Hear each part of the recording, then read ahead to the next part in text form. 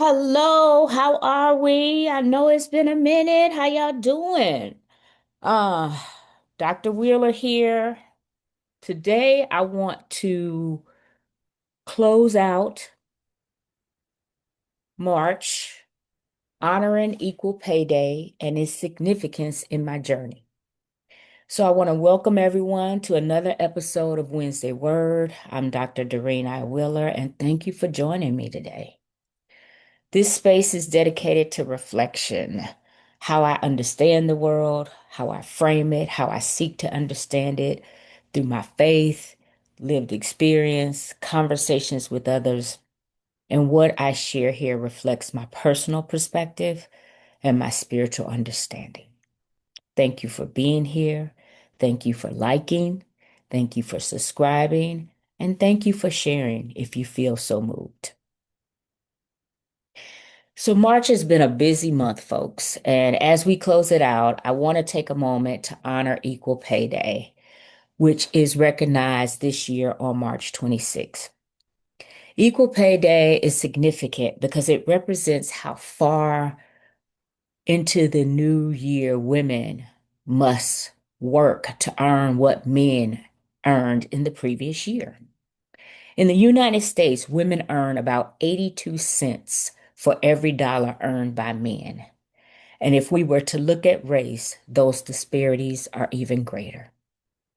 Today, I want to share a personal story, one that taught me the importance of knowing my worth and advocating for myself. In 1994, I graduated from The Ohio State University with my master's degree in higher education and student affairs.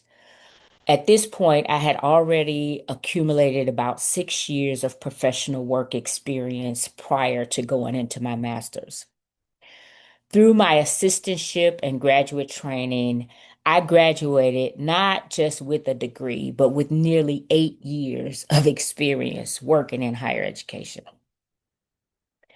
I was interviewing for multiple positions and was a strong candidate. I attended placement conferences like NASPA and ACPA, national organizations in student affairs that support job placement and professional networking. I interviewed with Denison University for a position as an area director and coordinator of residence education. The process went well. I connected with the director of Res Life, my future supervisor and boss. We shared values, including our faith, and I knew I was a strong candidate. Eventually, I was offered the position, but the salary offer did not match my experience, my education, or what I knew I was bringing to this role. So I did something that changed my life. After consulting with my sister circle, I asked for $10,000 more. Now, listen, this is where the lesson comes in. The men in the leadership were open to the increase. But I was told the dean of students, a white woman, questioned the request. I was told she asked, direct quote, who does she think she is? That moment stayed with me, y'all.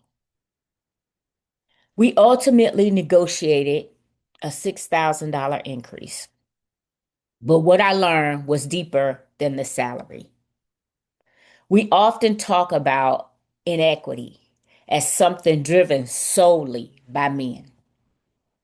But sometimes the barriers we face come from within our own community, from people we expect to support us.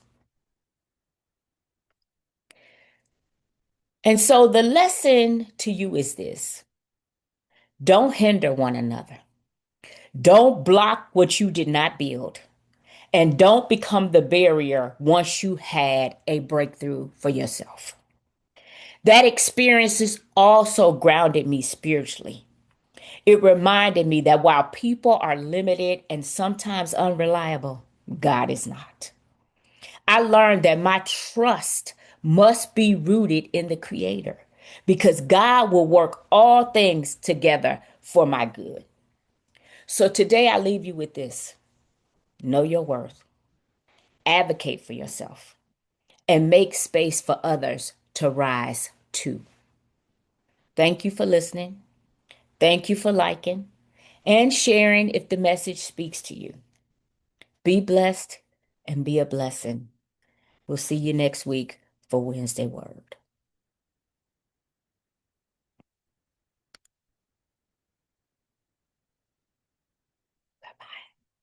Be blessed and be a blessing.